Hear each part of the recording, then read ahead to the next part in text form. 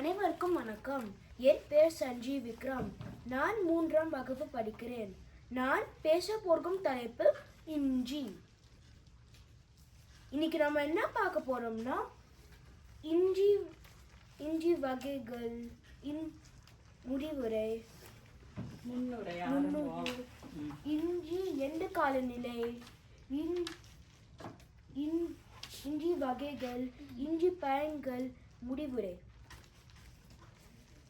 இஞ்சி ஒரு மருந்து குணமுறை செடி. இஞ்சி இந்தியாவில் நிறைய வளரும். தமிழ்நாட்டு, கர்நாடகா, கேரளால அதிகமா வளரும். இஞ்சி எந்த காலநிலையில வளரும்?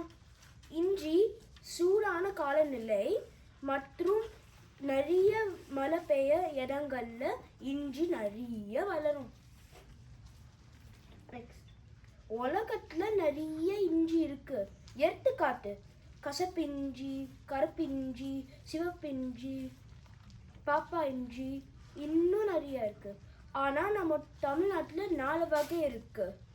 நாட்டு இஞ்சி, பழ இஞ்சி, பெரிய இஞ்சி, மலை இஞ்சி, பெரிய இஞ்சி, சின்ன இஞ்சி தான் தமிழ்நாட்டுல வளரும்.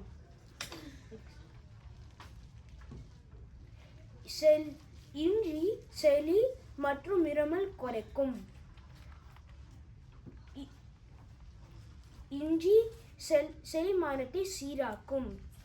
இஞ்சி டீ நம்ம உடம்புக்கு நல்லது. இஞ்சி சின்னதா இருந்தாலும் பெரிய உதவி செய்யுது. தினமும் நம்ம சாப்பாடுல இஞ்சி போடுங்க. இஞ்சி சேர்த்து பயன்படுங்க. நன்றி. சரி, அருமை.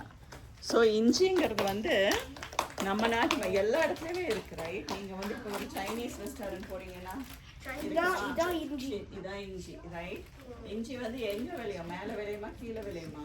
நிலத்துக்கு மேலே, நிலத்துக்கு கீழே. சரி, அவன் ஒரு கேள்வி கேட்பான், என்ன பதில் சொல்லுங்க. தினமும் இஞ்சி எதுல யூஸ் பண்ணலாம்? தினமும் இஞ்சி எதுல பயன்படுத்தலாம் சொல்லுடா. நமக்கு இஞ்சி டீ, ஓகே. இன்னும் நிறைய இருக்கு. சமையல்ல இஞ்சி எந்த சமையல்?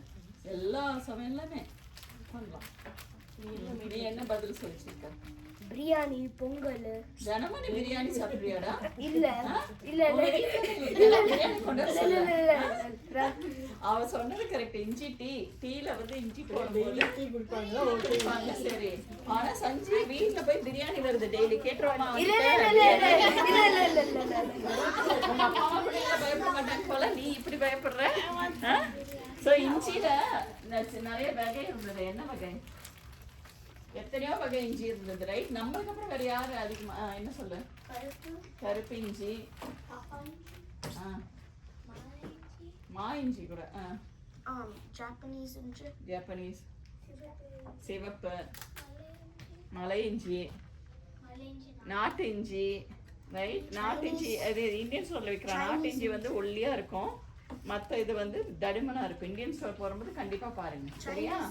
ஓகே, இப்படி கை தட்டிடலாமா?